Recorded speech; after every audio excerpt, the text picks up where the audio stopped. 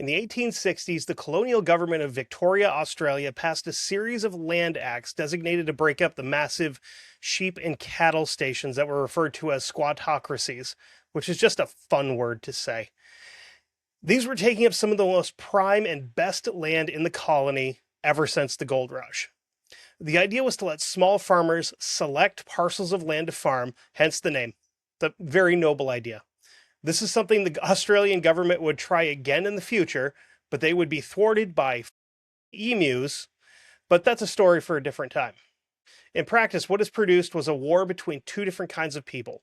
The squatters, who had the money, the lawyers and political connections, and in many cases the police, and the selectors, who were mostly Irish Catholic immigrants or their kids, who were poor, who had bad land, and who lived in a state of continuous low-grade conflict with a system that seemed designated to grind them into the dust. I never shot a man yet, but if I ever do, so help me God, you'll be the first. That's Ned Kelly. My name is Kevin, and this is Season 3 of History Goon.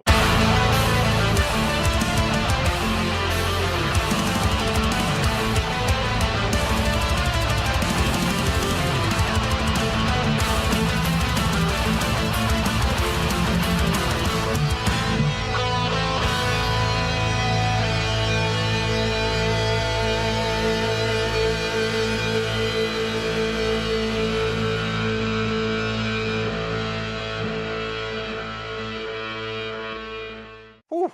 What is going on, everybody? It feels good to be back. I've put this off for a little bit because I wasn't 100% happy with the episode, but now I am. So, best place to start is right from the beginning. The Kelly family were selectors, and the Kellys were Irish. Surprise! And in Victoria in the 1860s and 1870s, being an Irish Catholic selector meant that you were at the absolute bottom of the social pecking order. You were viewed with suspicion by law enforcement, and you were a target. Unfortunately for the Irish, that happens everywhere to them at this period in time. Whether Ned Kelly was a folk hero or a murderous thug depends entirely on who you ask. But the context he grew up in was not neutral. It's not a level playing field, and anyone who tells you otherwise is kind of leaving out half of the story. Now, we're going to go back in time to Tipperary, Ireland. Ned Kelly's father, John Kelly, was born in 1820 in Moyglass, County Tipperary, Ireland, to a farming family with absolutely nothing, because it's the 1820s in Ireland. They don't have anything because they're not allowed to have anything. I can almost feel the balaclava like creeping in over here, like, put me on. But I'm not going to. His nickname was Red growing up. Take a wild guess why. In 1841, at 21 years old, Red Kelly was convicted of stealing 2 pigs. 2 whole pigs. And for this crime, the British government sentenced him to 7 years transportation to Van Diemen's Land, which is now Tasmania, because in 1841, Australia was where the British Empire sent people that it wanted to get rid of. Because for a little bit, they tried that with the States also, but they very quickly learned we ain't having that anymore. He arrived in Hobart Town on January 2nd, 1842. Fun fact, Hobart is also the location of the zoo where the last thylacine died, allegedly, in captivity. I mean, not allegedly in captivity, but I mean, like, allegedly in general, because they've seen them for 100-ish years between Tasmania and Australia, like the mainland. I think they've even had a few sightings in New Zealand. But again, that's cryptids. We ain't here to talk about cryptids. We're here to talk about Ned Kelly. So let's do that. So he arrived aboard the Prince Regent, and he served out his 7-year sentence. When he got his certificate of freedom in 1848, he did what a lot of ex-convicts did, and he moved to Victoria, because there's a gold rush starting, and Victoria is where all the action is. He found work as a bush carpenter on a farm in Wallen, owned by a man named James Quinn, who, take a wild guess if he's Irish or not, whose 18-year-old daughter, Ellen, was a free immigrant from County Antrim, Ireland. At the time, because I know people are going to be like, oh, she's 18. At the time they got married, Red was 28 and Ellen was 20. They got married November 18th, 1850 at St. Francis Church in Melbourne. 8-year age gap, whatever. As long as it's not like 8-year-old and a 16-year-old, because I would put you in a log splitter for that personally. Like I would physically, personally do it and bring great joy to it. Red Kelly was not a free man who made a lot of bad choices. He was a transported convict from a country that had been systematically strip mined of its land, its language, its culture, and its dignity by the British. And again, I can feel the thing just like over here, get your rifle, get your mask, but that's for a different time this season. He's then dumped on the other side of the world for stealing food, because that's exactly what the pigs were going to be, and basically told to start your life over at 28 years old with nothing. There's a lot of resentment here towards authority that's running through the Kelly family, and this was not random. It's inherited. It's hereditary that we don't like authority with these guys. And it's well earned, honestly. Red and Ellen had 8 children, again, Irish Catholic. No shocker there. Ned was the third born. He came in December 1854. He was born in Beveridge, which I almost read as Beaveridge, but I don't think they have beavers in Australia. One of the two of you, tell me if they do or not, which is just north of Melbourne. The exact date of his birth, kind of foggy. Nobody really knows. Family storytelling kind of has it told that he was born around the time of the events of the Eureka Stockade, which that'll be a Patreon at some point because that was wild, which was December 3rd, 1854.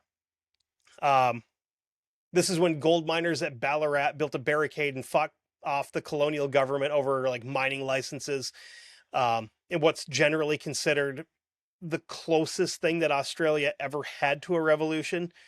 Again, that'll be a Patreon at some point because I think that'd be interesting. But there is a Patreon that will be tied directly to this episode. So if you want some more fun details about Ned Kelly, you should probably go join up. Patreon.com/1159 media, $5 a month will get you access to that. So whether all of that is just family mythology, it's definitely a pretty interesting origin story for a man who spent his adult life in what is essentially open combat against the Victorian colonial government. Red managed to buy a small freehold, which is basically a plot of land that belongs to the owner until he decides to sell it off. The tricky part with that is I couldn't find out really if it's only them that own it, or if it can be passed down to an heir, or if they would have to sell it back off to the government. Like if dad dies, we have to sell it back off and then try to purchase it again. I couldn't find out. Who knows? So he did this using money from the gold rush, but the land was piss poor for farming. And he also wasn't much of a farmer. And he was very much of a drinker. And again, the stereotypes here just write themselves. A redheaded Catholic Irishman that's an alcoholic. I mean, how many jokes start like that? I can name a few. Next thing you're going to tell me he hates the English. Shocker. By the time Ned was 9 years old, the family had sold everything off and moved to Avenel, which is near Seymour. In 1865, Red was convicted of receiving a stolen hide and sentenced to 6 months hard labor because he couldn't pay the fine of £25, which today in the official currency of Australia, which I only know of because of Bluey, that would be $2,767 dues. And yes, I have a 4-year-old. I've seen every episode of Bluey about 1,000 times. And I also know that they have Australian money with Bluey on it. So if anybody wants to send me a couple of those coins, that would be awesome. Just saying, because I don't know if I can buy them online or not. December 1866, he was fined again for being a stereotype, and he got nailed with a drunken disorderly. And a few days after Christmas, 1866, he died. Cause of death was listed as dropsy, which is fluid retention, usually caused by alcoholic liver failure. Again, may as well have been natural causes for this guy. This part's super sad. Uh, Nobody else could get there, so Ned had to go to the coroner's office, the morgue, whatever it was, and sign his father's death certificate at 12 years old. That'll change it, I think, a little bit. There's one story from Ned's childhood that everybody tells, and it's worth telling here because it's probably not over embellished, and it tells you a little something about who he was before he became who he was. In Avenel, he saved a 7-year-old boy named Richard Shelton from drowning in a creek near their school. He dove in, pulled him out. The Shelton family gave Ned a green sash made of silk. It's green silk because they are also Irish, and we're going to pass it on to him because it's something very nice. He supposedly was wearing that green sash under his clothing, because I don't want to spoil anything, at Glenrowan in 1888, which we'll get to Glenrowan. Trust me, it's wild. So that kind of detail really makes you think of what kind of person he actually was. A very sentimental guy. Like, a lot of things meant a lot to him, even if there were little things like that. After Red died, Ellen moved the family to a slab hut at 11 Mile Creek between Greta and Glenrowan in northern Victoria, to be closer to the Quinn side of the family. And this is where things start getting complicated. Ellen's people, the Quinns, were not law-abiding citizens. Her brother and her cousins and various other Quinns and Lloyds that are all related were pretty well known to the police as stock thieves, generally, and other things. In 1868, Ned's uncle, Jim Kelly, was convicted of arson. In 1873, Ned's younger brother, James, got 5 years for cattle stealing, or the much more fun way to say it, cattle duffing, because that could be, got their duffing cattle? Wear protection. There were 18 charges against the immediate Kelly family members in the years, like the couple years after Red died.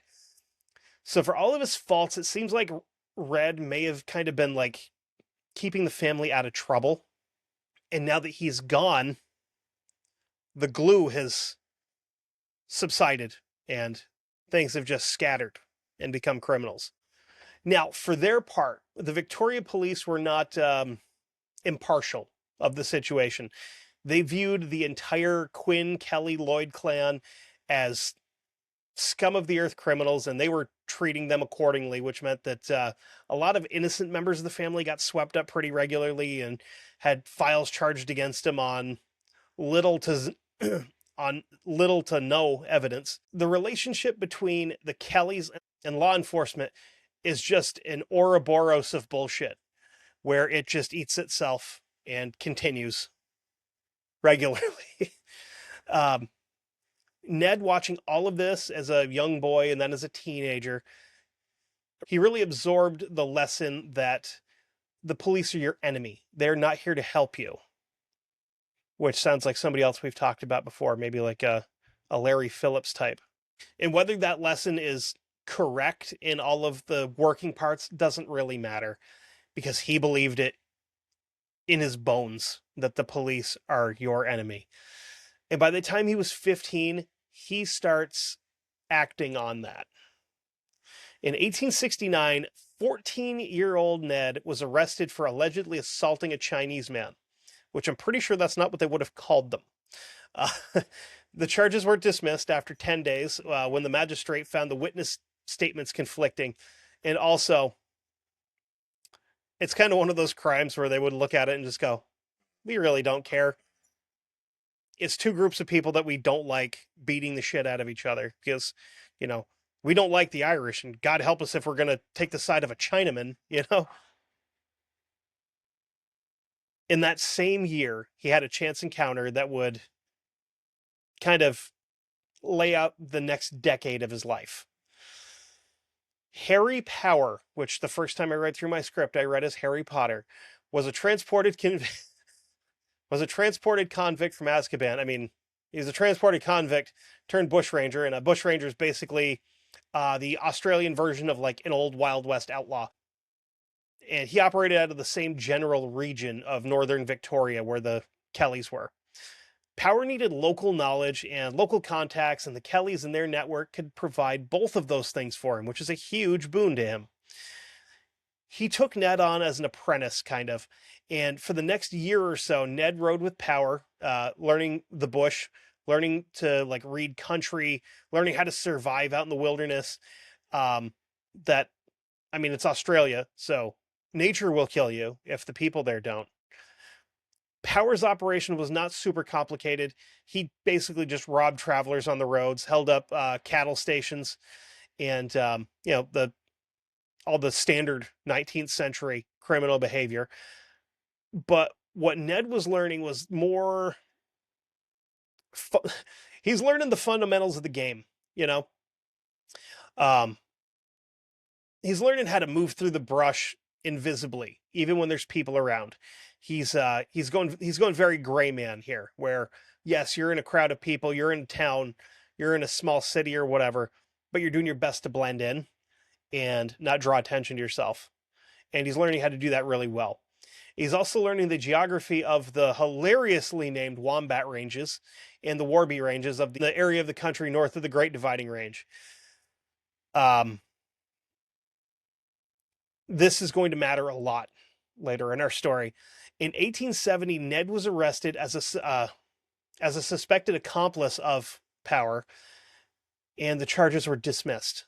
But that same year, he was sentenced to 6 months hard labor for what the records described as, quote, summary offenses, which is old-timey language for we couldn't get that to stick, so we're going to find a bunch of other small things that you may or may not have actually done, and we're going to throw the book at you for them and lock you up for a little bit. Within a month of being released, he's back inside, and this time he's going to spend 3 years there for possession of a stolen horse.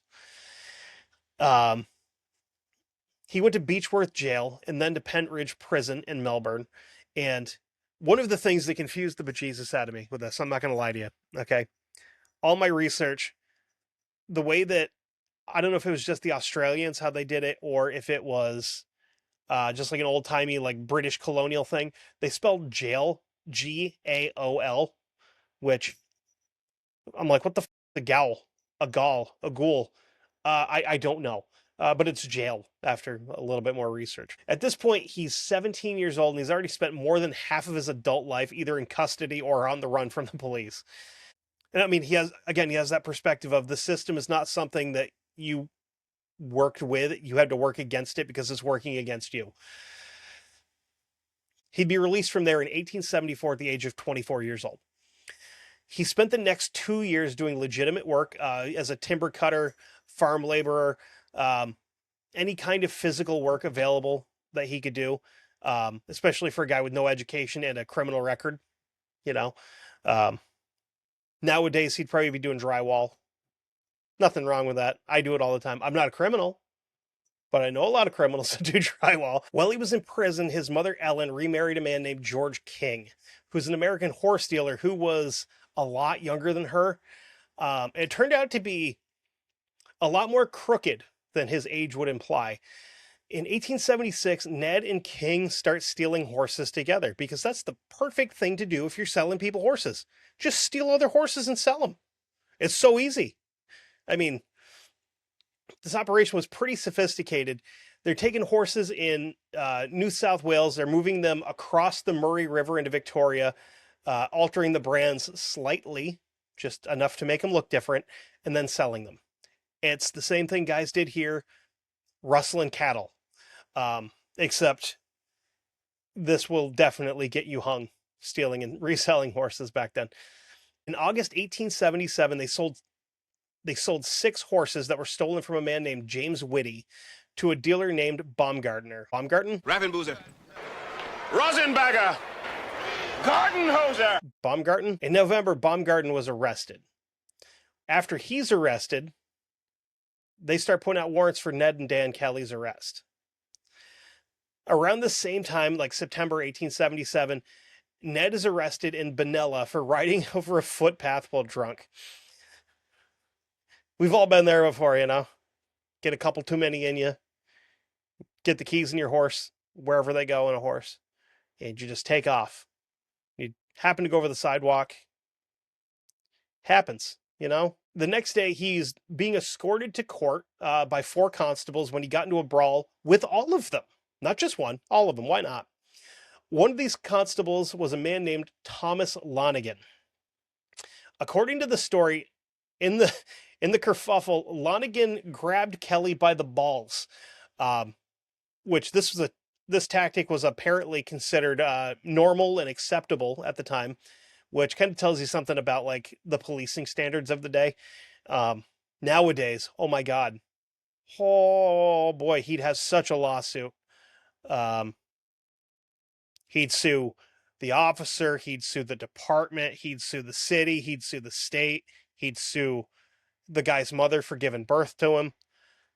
He'd be getting a lot of money. That we're talking like getting hit by a Walmart truck money. It's pretty good. And here Ned says what I used as our opening quote. Lonigan, I never shot a man, but if I ever do, so help me God, you will be the first. By the mid 1870s, Ned is associated with a group called the Greta Mob. They're pretty well known for stock thievery, assorted tomfoolery, and general hostility towards the police. This group included Ned, his brother Dan, and 2 men that would become the other members of what would become the Kelly Gang. A guy named Joe Byrne and another guy named Steve Hart. Byrne is a pretty interesting figure. He's half Irish. He'd grown up near like the Chinese mining camps. So he's fluent in English and Cantonese, which is handy. And he was allegedly a giant opium addict in his later years. He did have a lot of like talent when it came to writing and telling stories. And some of these skills would land him as Ned's most trusted lieutenant in the group. And he's the one that would actually write out the topic of the Patreon episode associated with this, which were the Geraldary letters, which is a letter that Ned dictated to him, and he wrote it all out for him. I want to say it was like 48 pages long, but they were like real small. I'm going to read the thing in its entirety on Patreon if you want to hear it. Hart was the youngest of the guys. He's 19 years old when he joins the gang. He's also Dan Kelly's like best friend in the world and a very skilled horseman, which is a pretty good thing to have when you're a horse-mounted bad guy or criminal or misunderstood outlaw or folk hero or whatever the hell these guys were, you know? These are the 4 people who between 1878 and 1880, a period of 2 years, would become the most wanted criminals in Australian history, probably still to this day.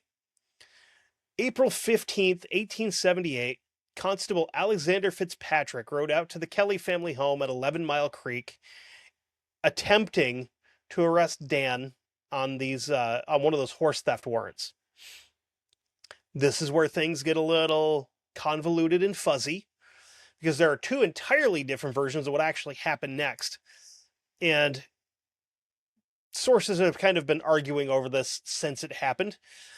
Fitzpatrick's version of what happened was Ned Kelly was there and shot him in the wrist. Then Ellen Kelly hit him over the head with a fire shovel, which meant that he was assaulted. So the attempted murder charge was justified. Then we have the Kelly version, where Fitzpatrick arrived drunk. They said that he had stopped at a pub on his way there, and this part's actually pretty well supported by some evidence. When he got there, he didn't physically have the warrant for Ned specifically. He made unwanted advances towards Kate Kelly, who was 14 at the time, and any injury he sustained was the result of his own clumsiness. He fell down in the shower, you know, got his ass kicked because he was drunk and hitting on a teenager. Then to add to this, Ned himself claims that he was somewhere between 200 or 600 miles away. Exact distance seems to kind of like change depending on who's telling the story. The part of this that isn't argued about is that Fitzpatrick was shot in the wrist by somebody. We don't know who.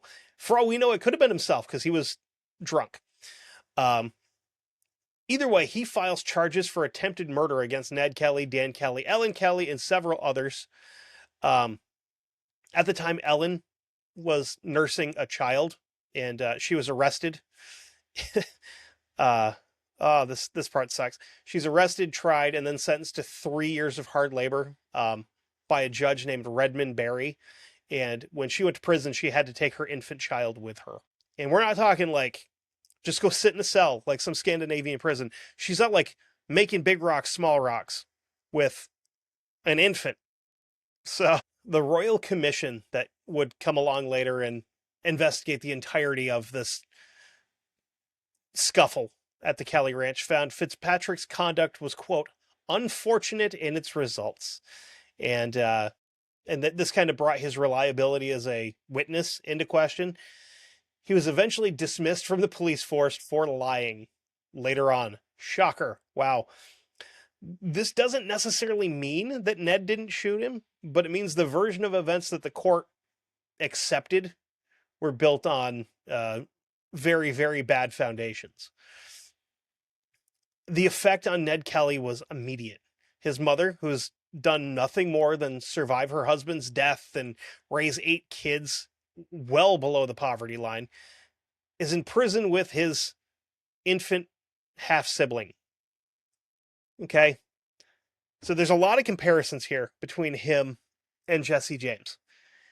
And this is one of them, where, like, mom's just doing her best. I mean, Jesse James's mom might have been a little bit more of a scumbag than this lady, but they're just moms, like, trying to take care of the kids, doing the best they can with what little they have. That's not the final comparison we're going to make here. And the warrant that was out for him, for his arrest, and for his brother, he had a pretty good idea that he'd be facing either prison or worse at this point. So due to, like, the climate around the area and how heavily the police are looking for him and Dan fled into the bush. They take off. And again, another comparison here with the James gang. And the crazy part is the two crews almost overlapped time-wise. And I could only imagine the chaos that these two groups would create if they ever had a chance to meet. Because you have, like, the James Younger gang and the Kelly gang. If they were on the same continent at the same time, God help law enforcement or banks in general. Like, that would have been really, really bad. But, oh my God, would have been so much fun to talk about. Anyway, Ned and Dan ran off into the Wombat Ranges, which are the dense mountain country up north of Mansfield that Ned, he knew better than pretty much anybody alive. And up there, they were joined by Joe Byrne and Steve Hart, completing the gang. They make a camp at Bullock Creek, and they spent months just, like, hiding out in this little area. They're running a whiskey still to make some money. They're being supplied with food and information by locals and people that, like, kind of sympathize with them and wanted to try to protect and hide them. There's a 100-pound reward announced for information leading to the capture of any of them. And the police, for their part, have to do this because they are running around in circles, getting their asses kicked, and looking terrible while they're trying to do their jobs. There's 2 wanted guys hiding out in the bush for months, and nobody can find them. Obviously, they're getting information here and there that these guys are out here somewhere in the range. They don't know where they are. That is until 2 mounted police parties were dispatched to the Wombat Ranges, October 25th, 1878, to find them. One of those parties was Sergeant Michael Kennedy, Constables Michael Scanlon and Thomas McIntyre, and also Constable Tom Lonigan. They set up a camp at Stringy Bark Creek, which is an abandoned mining site somewhere in the neighborhood of about 36 kilometers north of Mansfield. What they didn't know is that the gang's camp at Bullock Creek is less than 3 kilometers away from where they're hanging out. So herein lies a problem. Ned found out the hard way that one of his men had been shooting at parrots near the police camp, and the sound kind of alerted the police to their location, obviously, because it's 3 kilometers away. It's not that far. You can hear a gunshot from that far away, especially if you're out in an area that's wide open and sound can just travel and there's nothing to stop it. Um, on the morning of October 26th, Kennedy and Scanlon rode out on patrol through the forest, leaving Lonigan and McIntyre back at the camp. McIntyre's making tea because, of course, Lonigan is sitting by the fire. Why not? Ned would lead the gang to within ambush range and then call a, quote, bail up, which is apparently Australian bush slang for hands up. McIntyre turns and sees 4 armed men coming out of the trees. He does the smart thing and puts his hands up. Lonigan, on the other hand, didn't raise his hands. He did quite the opposite and reached for his piece. Ned shot him. Bullet hit him. He goes down. He's dead within minutes. He bled out real quickly. So they don't say where he shot him. If he bled out that quickly, I'm saying probably a chest wound. If he got him like center mass, that's a pretty quick one to go. And to be honest here about what happened, because it's kind of one of those moments where mythology and history meet. Ned always claimed that Lonigan had been hiding behind a log and was raising a revolver to shoot at him, which would make the killing, I mean, at least arguably a self-defense shooting. The forensic evidence from the later inquest tells a very different story. The bullet pattern on Lonigan's body suggests he was shot in the open, not behind cover, and likely hadn't had a chance to get to his gun yet. The findings basically said that Lonigan was completely unarmed. It was still in his holster on his side when he was shot, which, we go back a little ways. This is the first man that Ned Kelly has ever shot and killed. He was good for his word. McIntyre's taken prisoner. Ned sat him down and started talking to him about the whole Fitzpatrick incident, about his mother being in prison, about police persecuting his family. They're doing all this while waiting for Kennedy and Scanlon to return from patrol. When Kennedy and Scanlon rode back into the clearing, the gang opened up with everything they had on him. Scanlon shot off his horse and killed. Kennedy apparently fought back, firing at the gang and then retreating off into the bush on foot after he was wounded. He ran as well as he could. Ned Kelly chased him down. And what followed was basically a running gunfight through the trees that ended with Ned Kelly shooting Kennedy at close range after Kennedy had been too badly wounded to continue fighting. When his body was found, Kennedy's revolver was still in his hand. So you got to give him some credit. He went down swinging. Like, he wasn't a bitch. Like, he tried his best. Ned Kelly later said that shooting him to... Oh, boy. Ned Kelly later said that he shot him and finished him off to end his suffering. The descendants of Mr. Kennedy, for some fairly obvious reasons, didn't feel like Ned did him a favor by doing that. In all of the confusion, Thomas McIntyre escaped on a loose horse and rode off for help. So now what do we have? We have 3 dead Irish-born policemen out in the middle of what is essentially the desert. Sergeant Michael Kennedy left a wife and 5 children behind, which is pretty sad. Constable Lonigan left a wife and some kids behind. Constable Scanlon was pretty young. I don't think he had been married or had kids at this point in time. So every source that I found just referred to him as being young. So he was probably like 17, 18 years old. A child that just got blasted for, having the wrong occupation. Sorry, kid. And I mean, these are not guys with a lot of money. These are just like working class Irish Catholic cops doing their job.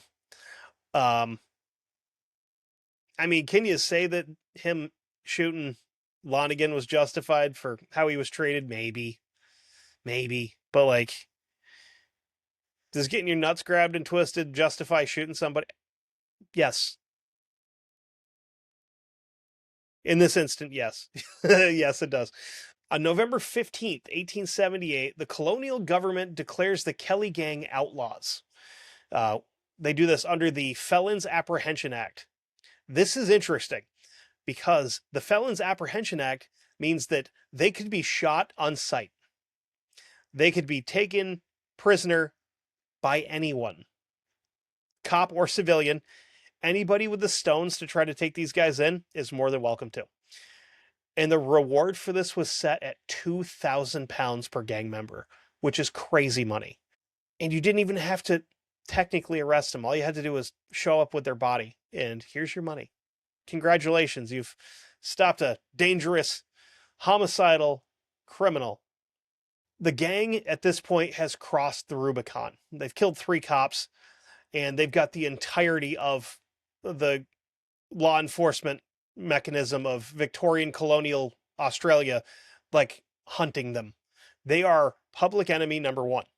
So their options here were A, disappear into the bush permanently, B, run, or C, go on the offensive. Since this episode's not over yet, and since I have a lot more information about Ned Kelly, what do you think he did? December 9th, 1878, Euroa National Bank of Australasia, is that word, I think? The night before the robbery, the gang arrived at Young Husband Station, which is about 6 kilometers outside of Euroa, and here they held a large number of people hostage overnight. Didn't get an exact number, but there was a lot of people. And they basically used this cattle station as a staging point for what they're about to go do. The following morning, Joe Byrne is left behind to guard the station hostages. Ned, Dan, and Steve Hart, they ride out into Euroa. They walk into the National Bank and robbed it of over £2,000 in gold and cash. So they've just collected their own bounty, essentially, for one of them. And here's another one. Another guy you can make comparisons with is John Dillinger, which sounds weird because it's completely different time frames. They're really, really nice and friendly to the bank employees and even just the people that are in there taking care of business. Yeah, they took some hostages briefly, but they released everybody. Nobody was hurt, severely, and nobody was killed. Did they rough some people up? Probably. Did they kill anybody? Absolutely not. Because I feel like it's very similar with Dillinger, where they're not here for your money, they're here for the government's money. After this, and once the government officials found out who did it, they increased the reward by £1,000 per gang member. So they're now worth £3,000 apiece. February 8th and 9th, 1879, Geraldary, New South Wales. This one's pretty ballsy. In the early morning of February 8th, the gang rode into Geraldary and took the police station. Yeah, I said they took the police station. They tied up 2 constables, locked them in their own cells, and spent the night in the police quarters, sleeping in the cops' beds, eating their food, and I'm assuming just really, really enjoying the restaurant quality irony of the fact that they're basically the police at this point. The next morning, Ned and Dan put the constables' uniforms on and walked around town for 2 hours, introducing themselves to residents, familiarizing themselves with the layout of the town, and being welcomed as new officers, basically. They technically were. They had uniforms and badges and guns. So, by Old West law, technically a cop, technically a marshal, or whatever they would have called him, constable. They then walked into the Bank of New South Wales and robbed it of another £2,000 while dressed as the police. They then changed clothes and went to the local hotel bar and started buying drinks for everybody there, which this act right here kind of solidified their reputation as folk heroes among the more poor and rural people of the area. But more importantly than the robbery itself was actually the letter. So, quick little overview.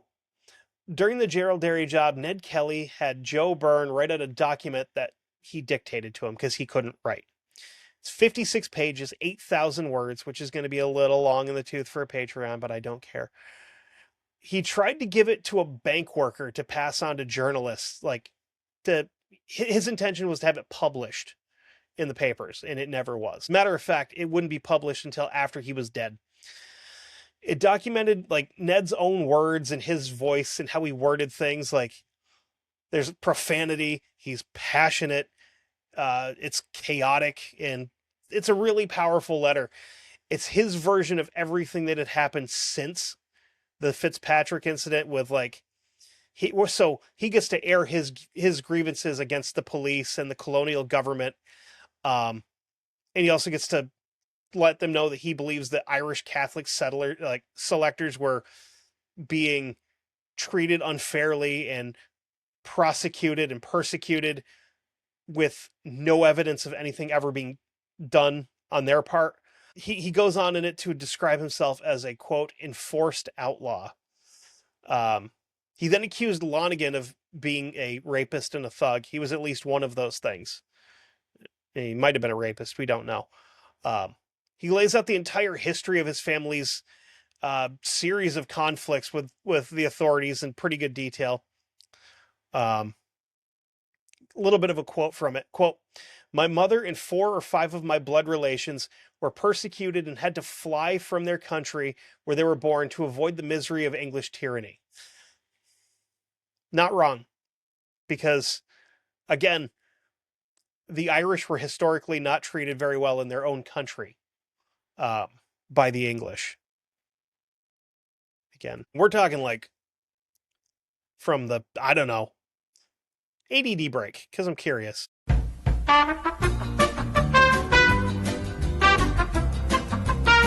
The first time English forces landed in Ireland was 1169.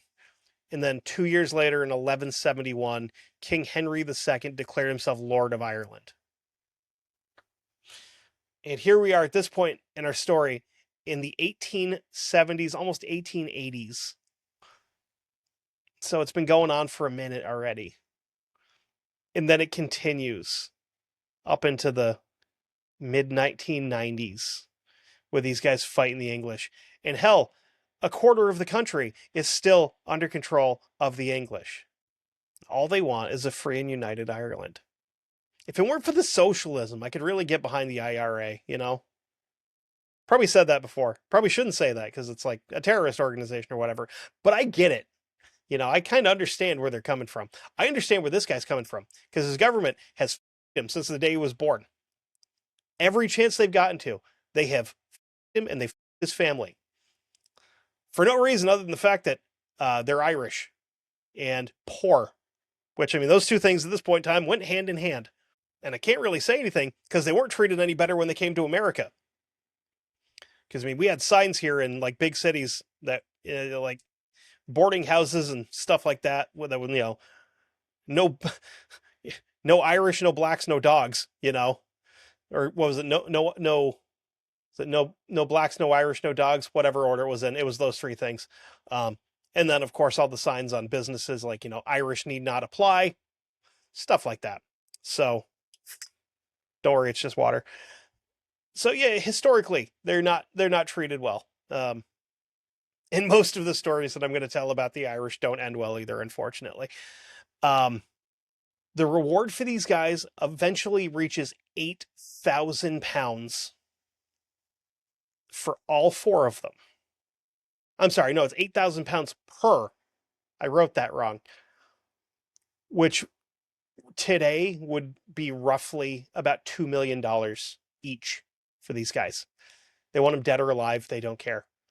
They've been on the run for 2 years and they're not done yet. After Gerald Derry, the gang goes dark. They just kind of sit around and do nothing for about 16 months. They're hiding out in the ranges. They're being supplied by, again, a network of sympathizers, just like the James gang had. And they're very, very rarely, occasionally pulling up tents and moving to other areas. The government and the police are both humiliated. They are incredibly frustrated that they can't catch these 4 dinks that are just out here making everybody's life miserable. Well, not everybody's, just theirs. Under this Felons Apprehension Act, there's somewhere in the neighborhood of about 30 alleged Kelly sympathizers that were arrested. In January of 1879, 23 of them were being held in custody, which had a negative effect for the police. It starts turning the rural population even more against them and it makes them want to start helping the Kelly gang even more. So just like any good, outlaw gang, people start writing songs about him, and they started becoming more popular around like 1878. The government's inability to catch 4 men who are camping out in the mountains is making them look like boobs, not the good ones. Like nippleless boobs is what these guys look like. The police, for their part, are doing, what police generally do when they're losing, and they start strong arming known associates and family members and sympathizers. And they start watching Joe Burns' mother's house. They're trying to find somebody inside the network that they can turn. And they eventually succeeded, or at least thought that they did.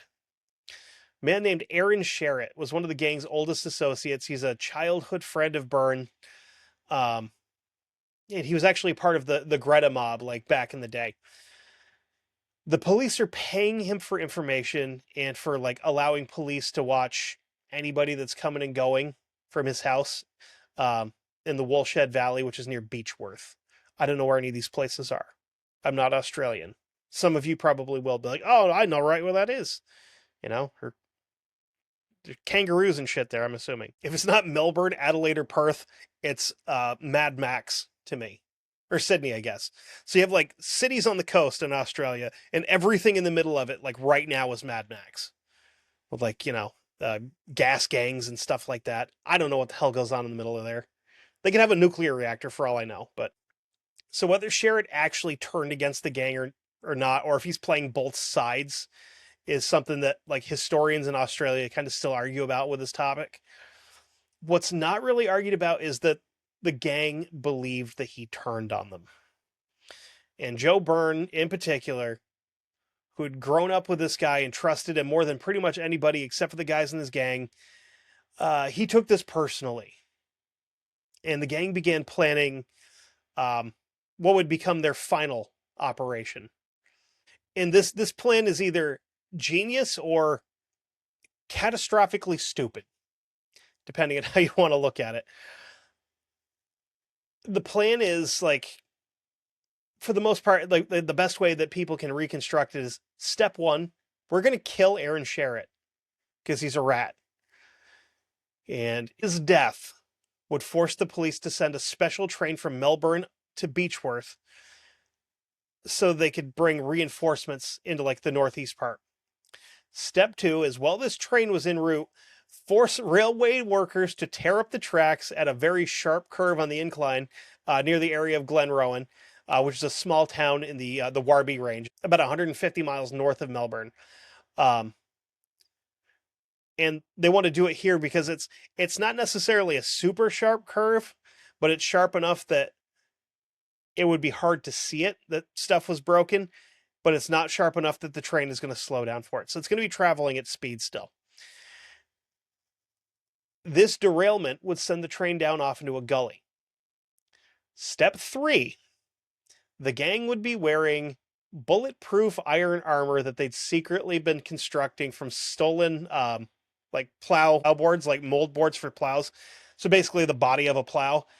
And from here, once the train is derailed and we have our armor, we're going to walk through the wreckage and just execute any survivors. Pretty straightforward. Then step 4, with the police force temporarily out of commission and the northeastern chaos, we're going to ride to Benalla, blow up the railway bridge over the Broken River, which would cut the town off from the train, obviously. Then we're going to raid the banks. We're going to bomb the police station and police barracks, torch the courthouse, free any and all prisoners, and cause some just generalized chaos to really like just finger the eye of the colonial authorities in Victoria. There are some people that think that this was not necessarily a way to just go rob banks. Some of these folks, like these historians, think that Ned is trying to start a revolution. Like they figure, like they think he might have fancied himself a revolutionary of sorts. I don't really buy it. To me, it reads more like a guy who's just like, he's been on the run for 2 years. He's out of money. He's out of options. And he's kind of just concocted this plan that required everything to go perfectly, and there's like basically no contingency plan for anything at all going wrong, because like you screw up one of these steps and everything goes to. So what happens when you screw up all the steps? So since I mentioned it, I got to talk about the armor, because this shit is awesome. Each suit is made out of, again, stolen plows that are hammered into shape with. They basically made a super crude forge, like out in the out in the woods. They would make a helmet, a breastplate, a backplate, shoulder guards. Each one of these suits weighed 44 kilograms, or for anybody that, like me, uses real numbers, 97 pounds. And they tested them, and they stopped rifle bullets. The only problem here is they didn't cover the arms or legs. Give and take. When it comes to armor, there's give and take. You have to have spots where you have less armor so that you can stay mobile, and then it covers up the squishy bits with more heavy duty stuff, which is important. But there's other stuff you want to cover too. Like you could have done like forearm guards, or like, I don't know. If it were me, I would say I want thigh guards. Like I want some leg guards for up in my legs, because there's a lot of bleedy shit in there that you don't want hit. I mean, even modern day body armor, if you look at it, all it's designed to do is to protect your squishy bits. And it comes from, you know, just below your throat, basically, to around your belly button. And it just protects everything in there that you don't want to have ballistic piercings done on. Saturday night, June 26th, 1880. Joe Byrne and Dan Kelly rode to Aaron Sherritt's hut out in the Woolshed Valley. Sherritt comes to the door, and Byrne shot him dead right in his own doorway in front of his wife and his mother-in-law. Again, he took it personally, and he thought that this guy who had been his best friend for years had ratted him out. So he killed him, you know? What he didn't realize is that there were 4 police constables hiding in the bedroom of the house. And they heard the gunshots. But they never came out of the bedroom. They stayed there the entire night. They left this guy's body in his own doorway, cooling off, basically, which meant that nobody informed the outside world of this murder until the following morning. This was not how the plan is supposed to go. The plan, like, assumed that the police would report the murder to Beechworth, like, almost immediately to get a quicker police response, to get people onto this train from Melbourne and move in their way. Because the constables were too scared to come out of the bedroom, this delay cost them. Instead of the like 12-hour time frame that Ned's counting on, the train didn't reach Glenrowan for 31 hours. A day and change. So he's planning on 12 hours, and they're just sitting there. Where's this train? It never showed up. So as this murder is taking place, Ned Kelly and Steve Hart get into Glenrowan, like kind of in the middle of Saturday night, and they just start waking up railway workers and forcing them like out of their houses to go start tearing up these tracks. Again, the problem is they don't have the right tools to remove tracks. If memory serves, you can derail a train with a penny. At least that's how everything worked here, where it's like, oh, you can't put change in the tracks you rode, knock the train over. We used to get penny squished by trains all the time. It doesn't do anything. I mean, you could probably weld something to the top of the track, I guess, that would stop it pretty damn quickly. But eventually they found men who could pull up these tracks. But the problem here is the guys that didn't have the tools, they let go. So now we have a group of civilians that know what these guys are trying to do. And the gang has no choice but to like essentially take them all hostage and lock them away in the Glenrowan Inn, which is owned by a lady named Ann Jones. By Sunday, the gang has taken over 60 people hostage and put them in the inn. They're waiting for a train that's not on schedule. The hostages include men, women, and children, which is not ideal. But these guys being these guys, they're not bad guys. They don't want to hold everybody hostage. So they organize a dance, and they've got somebody playing the concertina, which I'm not sure what the that is. Well, I feel stupid. A concertina is an accordion. Anyway, people are dancing and having fun. The gang is drinking, which, looking back at it, is one of the strangest details of this entire story. You've got the four most wanted men in Australia throwing a dance party and waiting for a police train to show up that they can knock off the tracks and down into a gully so that they can go in and just kill all of them. One of the hostages here was the local schoolmaster named Thomas Cunrow, which, got to really stick the landing on that name. Cunrow had been quietly gathering information about the plan throughout the entire day. Toward the evening, Kelly let him take his family home. They lived pretty close, and Ned apparently liked him and trusted him, and, because he'd shown some sympathy to Ned about the whole thing. He told Cunrow, quote, "Go quietly to bed and not dream too loud," which sounds something like that sounds like something that you just meet a random girl at a bar. She's like, "Let's go back to my place," and that's on her wall in cursive stickers for some reason. Either that or live, laugh, love. That's always up there too. Not that I have a lot of experience with that. Just saying. I've seen it, and just real strange for that situation. At around 3 a.m. on Monday, June 28th, as the police special train approaches Glenrowan in the dark, Thomas Cunrow walked out onto the tracks waving a red scarf and a lit candle. So he's going to be well seen. He flags the engineer down, and he told the driver, what's going on. The train stops short of the tracks that have been sabotaged. Again, I mean, it makes perfect sense. These guys are all Irish, so Murphy's Law would definitely apply. So instead of going off the tracks and being executed in a gully, the police do the next best thing. And they get off the train and they surround the Glenrowan Inn. The siege began at dawn on June 28th, 1880. So to set the scene, we have a large wooden building with 60 some odd hostages inside, the four biggest outlaws in Australian history, and over 100 police officers outside. Oh, and I forgot to mention, these guys are all in body armor, crazy ass looking body armor, which I'm going to share pictures of for everybody watching, believe me, because there's another connection to something else that I absolutely love that I'll show that too. So, Superintendent Hare, which sounds like a cop from a animated movie with animals in it, ordered his men to open fire on the building. In the darkness and confusion, bullets went right through the walls and start hitting hostages.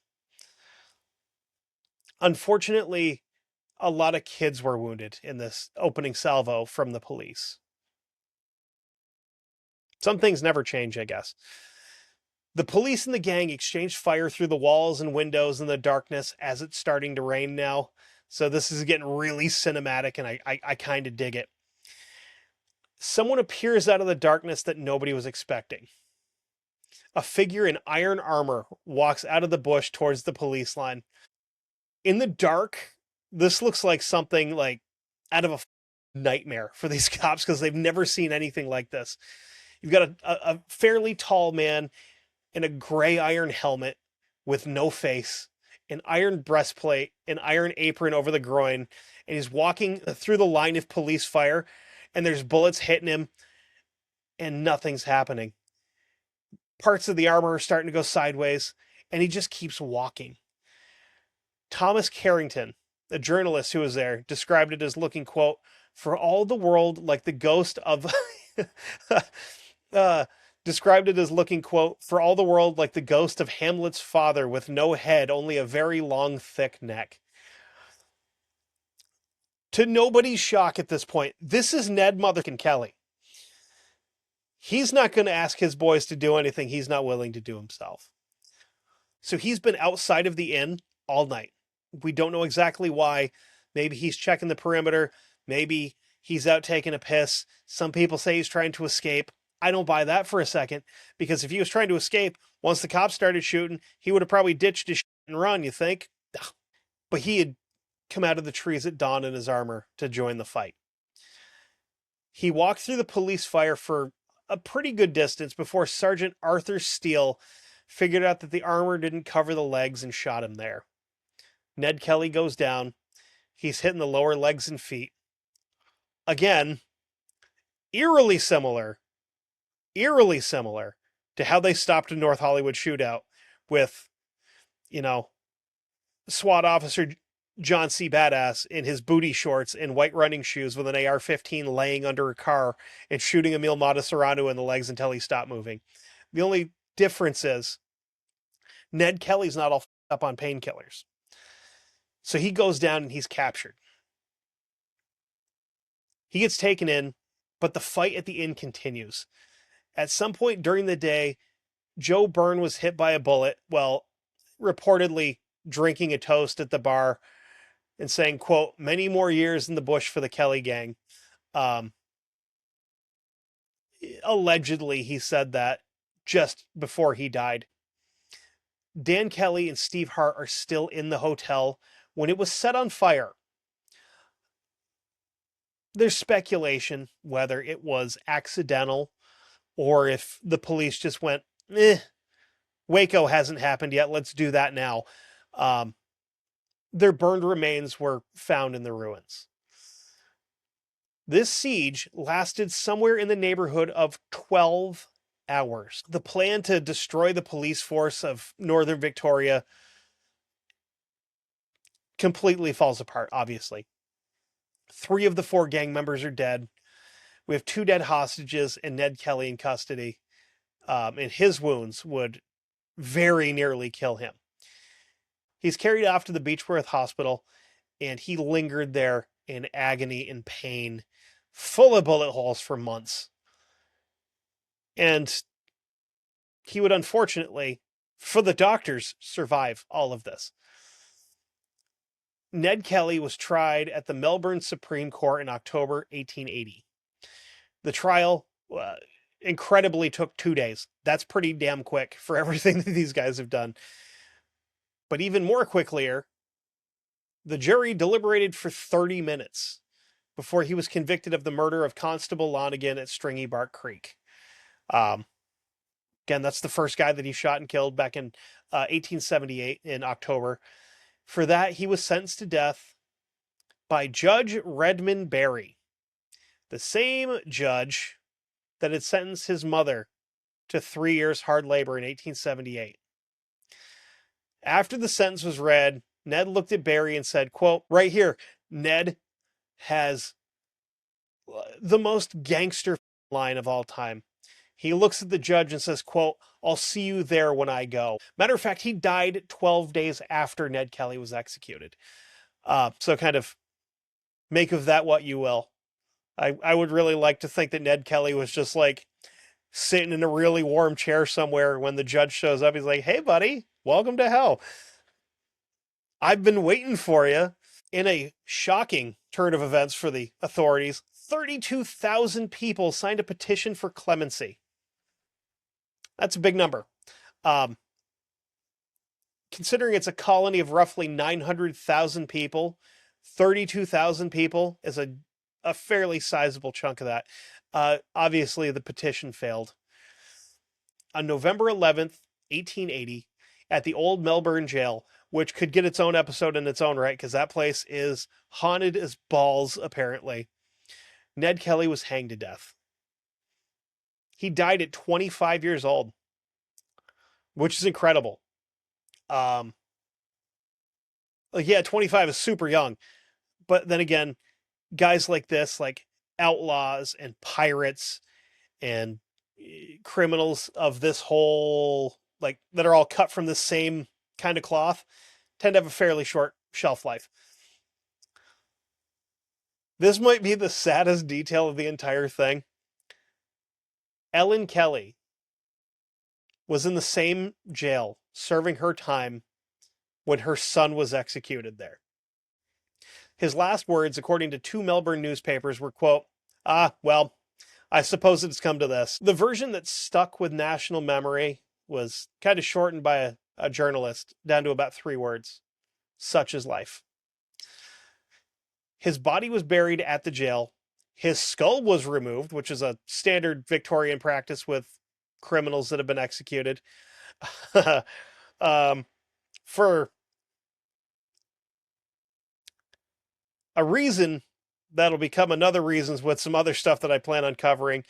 They were still practicing the science of phrenology at this point in time, which was basically a science, again in air quotes, where you could determine someone's like criminality or if they were whatever by measuring their skull. There was a lot of other people that fell into the category of suffering under phrenology for different reasons. It's retarded, actually. But yeah, they did that. They made a death mask of him, which I think is still on display at the jail in the museum. His headstone, along with other executed criminals, was reused, recycled, like upcycled, if you will, during the Great Depression to build walls to protect Melbourne's beaches from erosion. His skull went missing, but it turned up in 2009 and was confirmed as Ned Kelly's by forensic analysis in 2011. In 2013, after a mass at St. Patrick's Church in Wangaratta, dude, Australia, what the fuck, for reals? Like, I thought England had weird names. Come on now. Ned Kelly was buried in consecrated ground at Greta Cemetery near his mother's unmarked grave. The coffin was encased in concrete to protect it from being looted because, again, he's the most well-known criminal in Australian history. People are going to want to dig him up. The Royal Commission into the Victoria Police following the Kelly, what was referred to as the Kelly outbreak, which was the Fitzpatrick thing, Fitz whatever the thing, found significant misconduct and corruption within the police force. Color me shocked. Multiple officers were reprimanded, demoted, suspended, or fired. The commission essentially confirmed that the Kelly family had not been making up any of the things that they were saying about the police being openly hostile to them. Not that, I mean, at that point in time, not that it would have helped anybody. So, was Ned Kelly a hero or was he a villain? I mean, he's a horse thief. He shot 3 cops. He was a bank robber. But he also tended to give a lot of the money to the poor, like rural people in the area. He had Aaron Sherritt murdered, who had a wife and probably kids, and his mother-in-law were all standing there watching as he got shot in the head or wherever he got shot.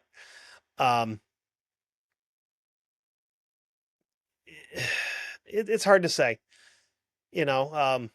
He also held 60 some odd civilians hostage at gunpoint while waiting for the train to arrive. But did he though? Because they had a party. Like, it seemed like it was a pretty cool thing. It was one of those, I'm not sure if people in other countries have them, but like lock-ins where you're like, high school kids are like, oh, they're going to send everybody off to the gym and lock it overnight and you can just party. We didn't have those around here, but I've heard of them. He then like just straight up walked into a police firing line and got shot a ton and just ate it and then started shooting back at the cops, you know? So he hits gray areas for me. Cause like, yeah, he did some scummy, but he also did some really rad stuff. A journalist named Martin Flanagan, who has thought more carefully about a lot of this stuff than I have, wrote, quote, "What makes Ned a legend is not that everyone sees him the same. It's that everyone sees him. Like a bushfire on the horizon, casting its red glow into the night, everyone sees him." That's a pretty awesome quote. This guy is born into a system that hated his guts because of who he was and where he was from. They did everything they could to screw him and his family because of who they were and where they were from. the system was designed to work against them. And like the truth of like how his life works sits somewhere in the middle of justifiable bad guy and misunderstood good guy, I think. Um, but yeah, I mean, that's Ned Kelly. So, I mean, make of it what you will. Um, he was pretty cool, right? I mean, oh, the other thing I wanted to mention. So, anybody out there that is a fan of like Rob Zombie movies, if you've ever seen The Devil's Rejects, the opening scene where the family's inside and they get into a giant shootout with the cops, and you see what's his name? It's not Tiny. It's not Otis. Oh my goodness, what was the character's name? Anyway, he was played by Tyler Mane. He's a giant bastard. Um, there's a scene where he just like bursts into the living room with a fucking BAR and enormous metal body armor that was borrowed directly from the Ned Kelly body armor. It's almost identical. It's insane how close they are. Um, but yeah, just a little fun detail. But whew, yeah, so that was Ned Kelly. That was fun. I'm glad to be back again, and I've got a lot of interesting stuff planned for you guys for season 3. I hope you enjoy it. And also, if you're listening on Patreon, as this drops on Friday, this is the 1-year anniversary of the show, which is crazy to think about. I've been doing this for a year, but I want to keep doing it. Anyway, patreon.com/1159media. $5 a month gets you access to History Goon, gets you access to the Patreon exclusive stuff that I do. And it also gets you stuff like, I don't know, early access and backdoor access to Guestnicity with Luther and the Never Daily with Sam and 911 calls with the operator. You know, just other stuff like that that I was going to make a joke and say, you don't care about that, but I'm the afterthought, and that's fine. I'm the new guy. I get it. I'm doing my pretty goodest to make everybody like me, which says probably more about my mental health than anything else that I've said so far. Anyway, we're all going to die someday. So go out and do some goon shit and leave a mark on the world, just like Ned Kelly. Okay, love you. Bye.